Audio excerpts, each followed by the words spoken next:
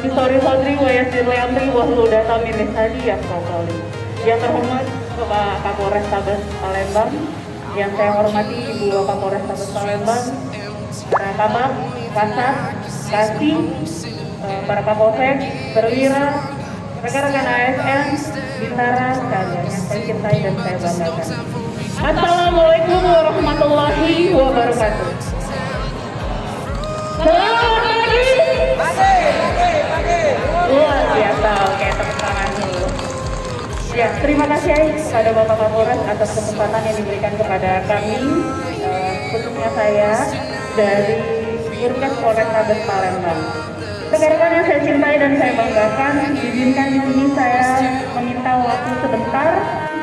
Dari pihak kita TNI dan Polri masih banyak yang skeptis atau tidak berani atau justru bahkan menolak untuk divaksin, gitu ya. Mungkin ada dari beberapa rekan-rekan sekalian yang tidak ingin atau menolak, pasti ada, karena saya sering menemui itu.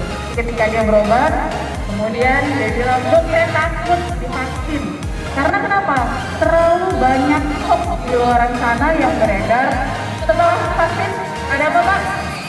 Beritanya meninggal.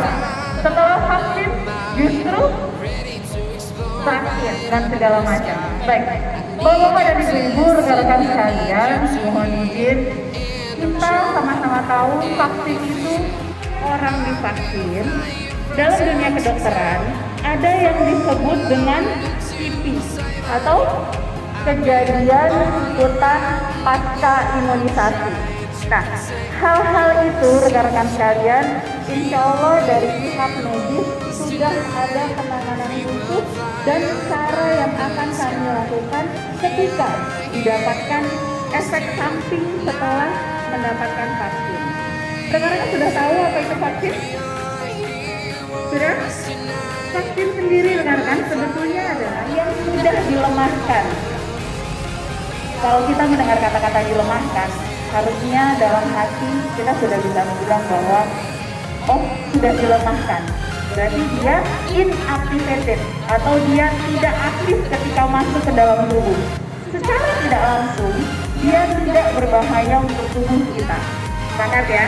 Karena vaksin adalah virus yang sudah dilemahkan atau inactivated atau tidak aktif. Nah, ketika virus itu dimasukkan dalam bentuk yang lemah, harapannya antibodi kita akan merekam jejak dari virus yang sudah dilemahkan. Hasilnya, tubuh kita akan paham, oh ini virus corona nih, saya lawan pakai cara A, B, C. Tubuh kita sudah mengenal cara melawan virus ini. Tapi kalau kita belum sama sekali divaksin, tubuh kita nggak pernah tahu virus corona itu bentuknya seperti apa, harus memeranginya seperti apa. Dia tidak tahu sama sekali. Terakhir, mohon izin, insya Allah nanti kita akan melakukan penyuntikan dalam skala besar yang akan dilakukan dalam 2 tahap. Ya, jadi vaksin COVID ini akan dilakukan 2 kali penyuntikan. Ya, dengan selang waktu dari suntikan pertama ke suntikan yang kedua adalah 14 hari atau 2 minggu. Jadi kalau bapak-bapak dan ibu-ibu disuntik pada tanggal 1 di dosis yang pertama, bapak-bapak akan diulang harus disuntik lagi di booster di tanggal 14. Seperti itu. Dan kami dari Yurkes akan membawakan kartu supaya bapak-bapak dan ibu tidak lupa kapan harus divaksin lagi. Seperti itu.